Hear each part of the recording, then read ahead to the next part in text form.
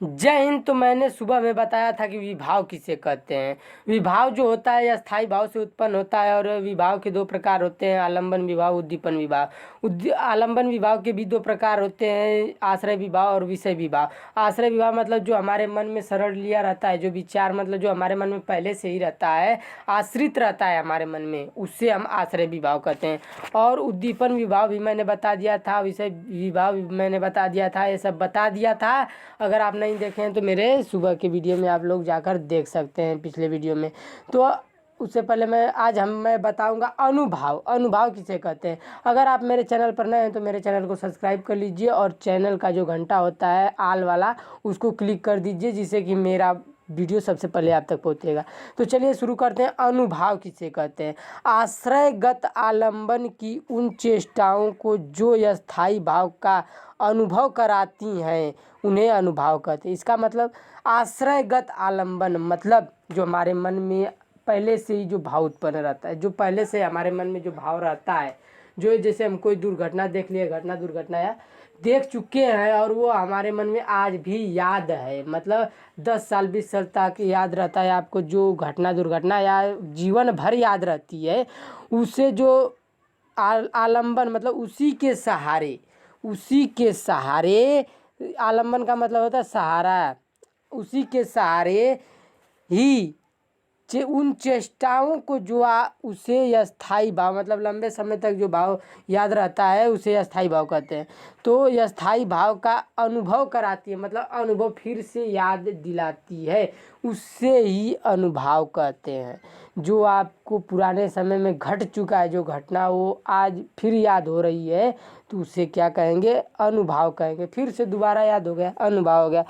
फिर भाव कारण है और जो है अनुभाव कार्य है। जो भाव होता है वो एक कारण है, वो एक कारण है। फिर अनुभाव जो होता है उसी कारण से उसका कार्य कराता है, मतलब सोच विचार कराता है। वो एक तो कारण है, भाव जो हमारे मन में कुछ भी भाव आ गया वो कारण है, लेकिन उसी भाव के कारण जो हम कार्य करते हैं उसको पिछला को सोच कर उससे ही हम कार्य करते हैं। अनुभाव का कार्य हो गया वो। फिर देखिए अनुभाव जो है 4 प्रकार के माने जाते हैं। कायिक अनुभाव, मानसिक अनुभाव, आहार्य अनुभाव और सात्विक अनुभाव। तो सबसे पहले हम जानेंगे कायिक अनुभाव क्या होता है। कायिक अनुभाव मतलब जैसे कार्य करने का जो अनुभव होता है, कार्य करने का अनुभव, जो आँख और भौं जो भौरा जो ये आँख के ऊपर होता है भौं, फिर हाथ आदि शरीर के अंग जो हैं, हमारे शरीर के अंग द्वारा जो चेष्टा की जाती है, मतलब जो हमारे शरीर के द्वारा कार्य किया जाता है, यानी कार्य करने की चेष्टा जो हमारे शरीर, हाथ पाँव गोड़, ये सब आँख नाक, ये सब जितनी इसका ये सब अपना अपना कार्य करते हैं। इसके द्वारा जो हम चेष्टा करते हैं इन शरीरों के द्वारा, जैसे हाथ से हम कार्य कर सकते हैं, फिर आँख से देख सकते हैं, ये सब कार्य कर सकते हैं ना हम अपने शरीर के द्वारा, तो इसे हम कायिक अनुभाव कहेंगे। ये हम इसके द्वारा अनुभव कर अपना काम करते हैं, तो ये कायिक अनुभाव हो जाएगा। फिर दूसरा आता है मानसिक अनुभाव। क्या होता है मानसिक अनुभाव, मतलब जो हमारे मानसिक चेष्टाओं को मानसिक अनुभाव कहते हैं। मानसिक चेष्टा मतलब हमारे दिमाग की जो चेष्टा, मतलब दिमाग से जो हम कार्य करते हैं, मन से जो कार्य करते हैं, अपने दिमाग लगाकर काम करोगे तो सफल हो जाओगे। तो दिमाग से जो हम अपना कार्य करते हैं उसे ही हम मानसिक अनुभाव कहते हैं। मतलब अपने मन से जो कार्य करें, अपने दिमाग से कार्य करें, उसे मानसिक अनुभाव कहा जाएगा। फिर तीसरा है आहार्य अनुभाव का मतलब होता है वेशभूषा से जो भाव प्रदर्शित किए जाते हैं उसे आहार्य अनुभाव कहते हैं। वेशभूषा मतलब जैसे हमारे शरीर का जो रहन सहन, पहनावा ओढ़ना जो है, मतलब पहनने, जैसे शरीर पर हम कपड़ा वस्त्र पहनते हैं, वेशभूषा इसी को कहा जाता है। तो वेशभूषा से मतलब हम जो भी पहने हैं हमें अच्छा फील हो रहा है, बहुत बढ़िया महसूस हो रहा है, तो उसमें से जो भाव उत्पन्न होता है हमारे मन में उसे आहार्य अनुभाव कहते हैं।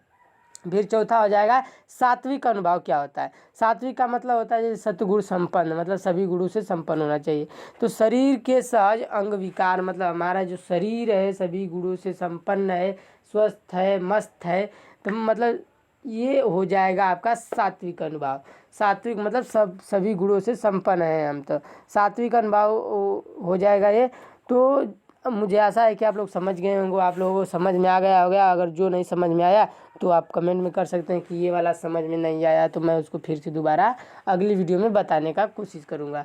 तो आप लोगों को वीडियो पसंद आया तो अपने दोस्तों में शेयर कीजिए और चैनल को सब्सक्राइब कर लीजिए और बेल आइकन को भी दबा दीजिए।